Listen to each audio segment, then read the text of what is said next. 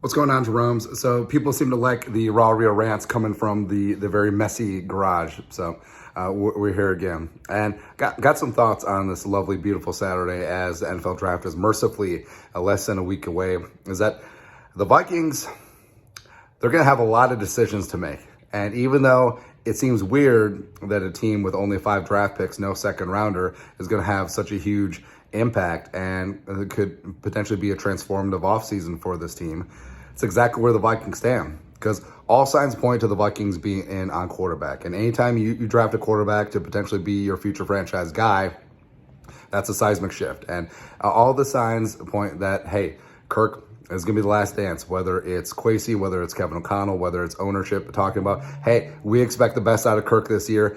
Don't mention one thing at all about the future. So I think it's clear that the Vikings, if the right guy is there, whether sticking and picking at 23, maybe Hendon Hooker, or moving all the way up for one of the big 4 quarterbacks. It does seem like Bryce Young is locked in as QB1, but I'm not buying the smokescreen as like, oh, CJ Stroud graded low on the S2 as well as, Manning camp, blah, blah. I'm not buying all that.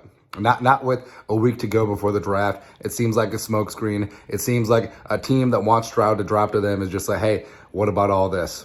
Sort of like the Teddy Bridgewater, the skinny knees thing, although maybe that panned out. I don't know, but I think that Will Levis is going to be in that mix. I think he may go higher than you think. So maybe Anthony Richardson takes a bit of a draft day tumble. Maybe people, they see the upside, but they don't want to risk it. But no risk it, no biscuit.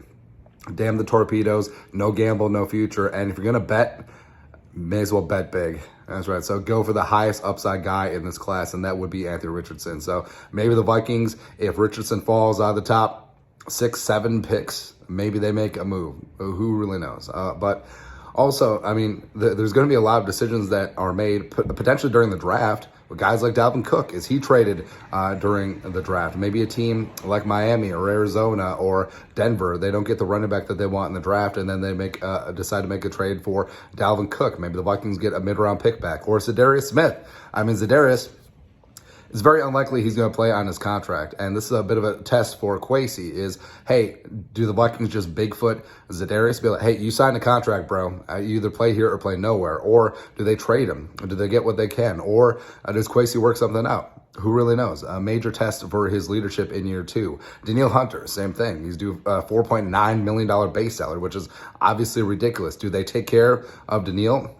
Give him a proper extension, which, of course, I would be a big proponent of. Yes, I think they should. Or do they trade him? Because I think Daniil's trade value right now is very similar to Bradley Chubb. I think they could get a first and some change, maybe even a third out of the deal. So do they go that route?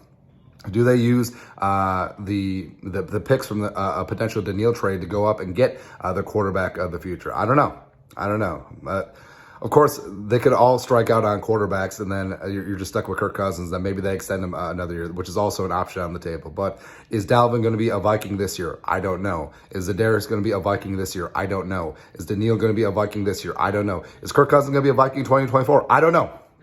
And that's what's amazing about this next upcoming week, because the franchise, this is going to be, this has the potential to be a transformative week. Like, so many damn things could change, and Dalvin could be gone. Zadarius, who had a phenomenal first half of the year last year, could be gone. Daniil, who's been a mainstay for many years, could be gone. Kirk Cousins' future is going to be determined. All in the draft. All in the draft, man. And you know what? The Vikings could potentially get their future franchise guy. I think if they do land a guy like Anthony Richardson, I think that here in Minnesota is one of the best spots for him to develop, because you have offensive-minded head coach who's not going anywhere. So you don't have constant play caller turnover, as well as you got Jefferson, and it's just a good place to be. Would you rather be here or would you rather be in Cleveland? I don't know, man. But I'm excited.